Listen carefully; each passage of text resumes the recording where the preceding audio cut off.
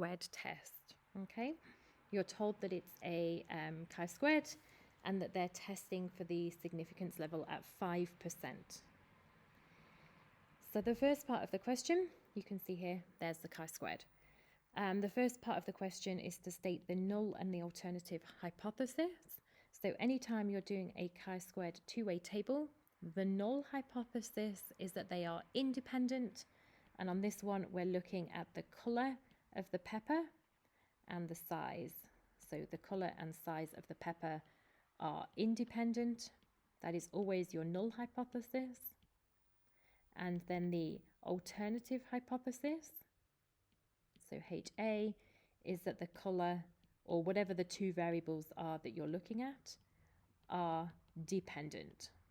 Or sometimes we write not independent. Dependent is probably easier way round. Okay, so it's independent and then dependent. And then for the second part, you're trying to find the chi-squared value. So for this, you need to go to your calculator, and we're going to have to type it in as a matrix. So if we go second function x minus 1, then that brings up the matrix, and we're going to go across to edit the first one. Okay, now you can see here, the first one we want is actually 3 by 3. Okay, so I've just edited it there with my information, and I'm just now typing in the values of the question. So all I'm doing is typing in exactly the same as what's in each column within the question of the exam. So 32, 66, and then the last one is 46, 21, 26. So now that I have my matrix added in there, I can just check that it's matrix A. And I'm now going to go into statistics and then tests. And I want to do a chi-squared test, and it's a chi-squared two-way table. Okay, so chi-squared test, part C. And the observed matrix is in A.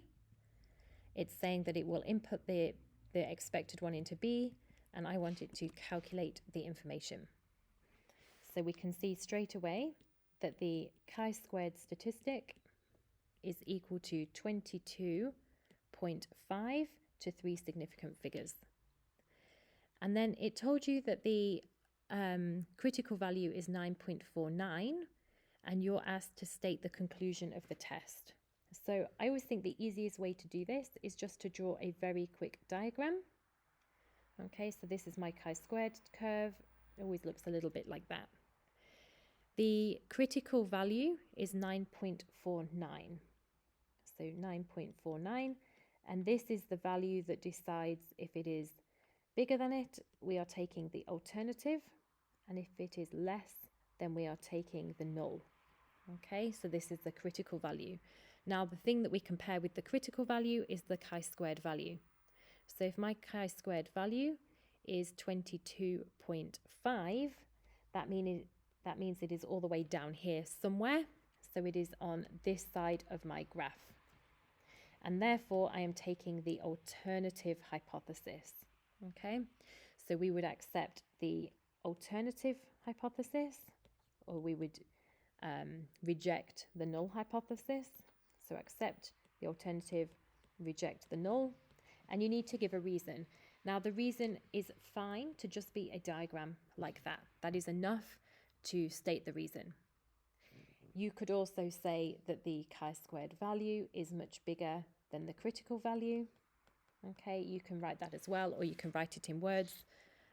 But all you need to do is state some sort of reason, and that could be in words or in mathematical terminology, or it could just be a graph. And any of those things are totally fine.